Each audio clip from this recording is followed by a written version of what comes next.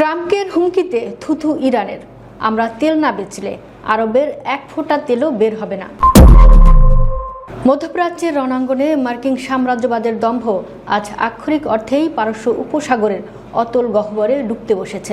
সামরিকভাবে অকুতোভয় ইরানকে টলাতে না পেরে মার্কিন প্রেসিডেন্ট ডোনাল্ড ট্রাম্প যখন হতাশা থেকে সাধারণ মানুষের সেতু ও বিদ্যুৎ কেন্দ্রে হামলার নগ্ন ও পৈশাচিক হুমকি দিলেন, ঠিক তখনই তেহরান থেকে ধেয়ে এলো ইতিহাসের সবচেয়ে ভয়ঙ্কর আলটিমেটাম। ট্রাম্পকে সরাসরি চোখে আঙুল দিয়ে তেহরান আজ জানিয়ে দিল, আমরা তেল বিক্রি করতে না পারলে এই অঞ্চলের অন্য কেউ এক ফোঁটা তেল বিক্রি করতে পারবে না।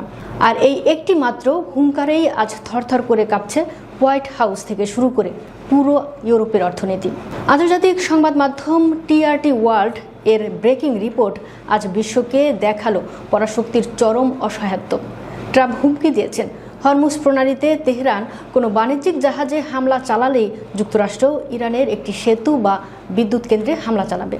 কিন্তু ট্রাম্পের এই ফাঁকা আওয়াজকে জুতোর তলায় পিষে দিয়ে বুধবার সামাজিক যোগাযোগ মাধ্যম এক্সে চরম আলটিমেটাম দেন ইরানের পার্লামেন্টের স্পিকার ও প্রধান আলোচক মোহাম্মদ বাঘের গালিবাফ। তিনি ট্রাম্প প্রশাসনকে স্মরণ করিয়ে দিয়ে বলেন, বর্তমান পরিস্থিতি এখন হয় সব, না হলে কিছুই নয়, এমন এক চূড়ান্ত পর্যায়ে পৌঁছেছে।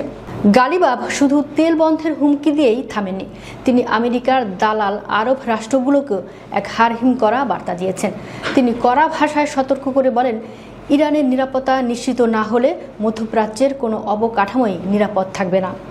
সমর বিশ্লেষকদের মতে এর সোজা অর্থ হলো, আমেরিকা যদি ইরানে হামলা করে তবে কয়েক মিনিটের মধ্যে সৌদি আরব, আমিরাত বা কাতারের বিলিয়ন ডলারের তেল শোধনাগারগুলো আইআরজিসির মিসাইলের আঘাতে পুড়ে ছাই হয়ে যাবে।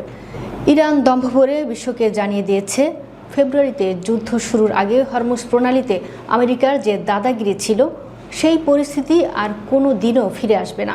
গালিবাফ স্পষ্ট শর্ত দিয়েছেন, হরমুজ প্রণালীর নিরাপত্তা নিশ্চিত করতে হলে সেখান থেকে যুক্তরাষ্ট্রের সামরিক উপস্থিতিকে চিরতরে পাততাড়ি গোটাতে হবে।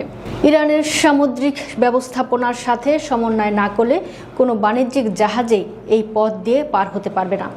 বিশ্বের সমুদ্র পথে পরিবাহিত মোট তেলের প্রায় 1/5 20% এই হরমুজ প্রণালী দিয়ে যায়।